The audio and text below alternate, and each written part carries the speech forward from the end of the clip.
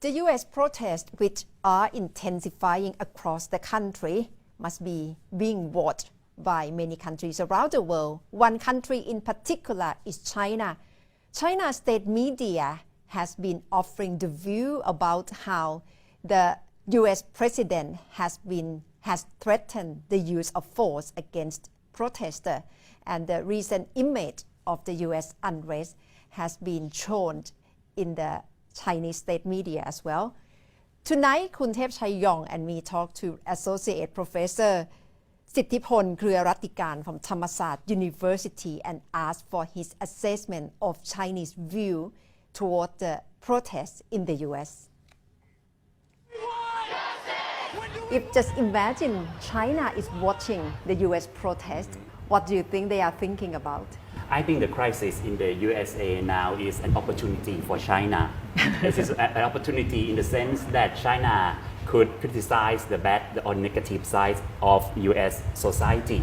The crisis in the US shows that in fact inside the American society there is still a loophole or negative side. This is an opportunity for China to criticize the US, to decrease the credibility of the US as a world leader. We all know that the relations between US and China have been very bumpy the past several months, especially after Trump blamed China for the coronavirus. How do you think what is going on in the state right now, the chaos, the riots, will have any further impact on the US-China relationship? In the time of domestic problem, political leader may wisely try to create national enemy.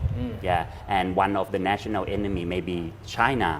So maybe Trump or any political leaders may try to use China, creating or demonize China. And then using China as a tool to boost national morale or national support inside the US society. But on the other hand, do you think China would have felt relieved at this very juncture because of Hong Kong protests is being sidelined? Instead, the whole world is watching at US protests, not Hong Kong at the moment. So this is a good chance, maybe a good chance for China to initiate any harsh policy or harsh measure toward the Hong Kong people.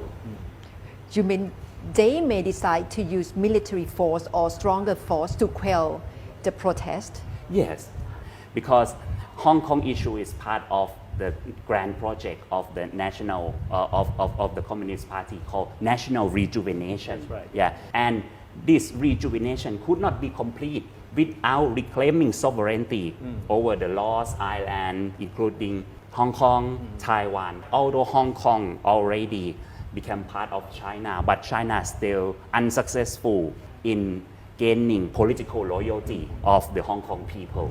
So this is a very important issue related to the legitimacy of Xi Jinping. So what would be the last straw for the Chinese authority to really use force to stop the protest? What do you think?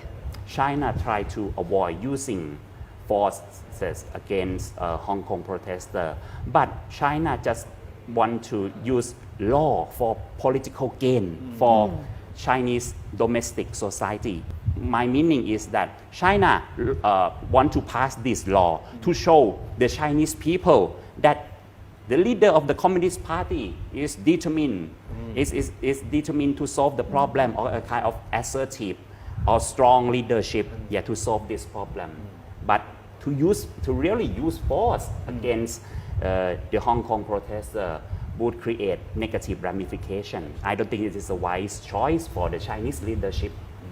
There was an interesting development in Thailand recently when some young Thai people, students especially, got into a war of words with the Chinese counterparts, right? Yes. Through social media platforms.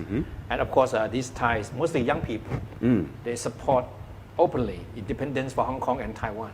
I understand that you follow the development closely. So what was it all about? We have to understand that the so-called multi-alliance is a kind of accidental and ad hoc alliance, without any mastermind or the third party or the third country. It starts from an online clash between the Thai and the Chinese Twitter user when one Thai TV star posting on his Twitter saying that one of his favorite country is Hong Kong, and the Chinese Twitter user say that Hong Kong is not a country, and that TV star already say sorry, and yeah, that It didn't stop there. It did not stop there. but the issue expand because there are still debate about that TV star girlfriend, if she is as beautiful as Chinese or as beautiful as Taiwanese. So the issue expand into war of words, and the Hong Kong and Taiwan Twitter user join the battles on Thai side. So it become milk tea alliance. Yes, we have milk tea alliance cartoon. That Who are these people? Who are these people involved in this alliance? Most of them are young generation of these three countries and territories. Okay, and for Hong Kong Twitter user, they join the battle because it is an opportunity to join hand with the Thai younger generation to show their dissatisfaction toward Chinese government who in recent years try to control Hong Kong people's political and social life. Meanwhile, Taiwan Twitter user join it to show their dissatisfaction toward China, who always claim that Taiwan is part of the People's Republic of China. And the most interesting is that even the Taiwanese President Tsai Ing-wen also joined the milk tea alliance by saying that, okay, thank you very much for the Thai people's support of Taiwan. So she used this alliance for her political gains, to show her success to show the success of her New Southbound policy. Yeah. So how do you think Chinese authorities think of this milk tea alliance? Do they do they strong enough? Are they strong enough to provoke anger or worry from Chinese government? I don't think Chinese has any concern regarding the impact of this alliance. I think everyone know that the policy maker of any country, when they want to conduct foreign relations, they have to calculate from real politics, real political gain rather than ideology. So this alliance would not change Thailand official stance toward China. We will continue recognizing Beijing government as the sole legitimate government of China. This phenomenon, milk tea alliance, show that China is still unsuccessful in winning heart and minds or projecting soft power, winning hearts and minds of the younger Thai generation. And that's all from the Thai PBS World tonight. Thank you very much for watching.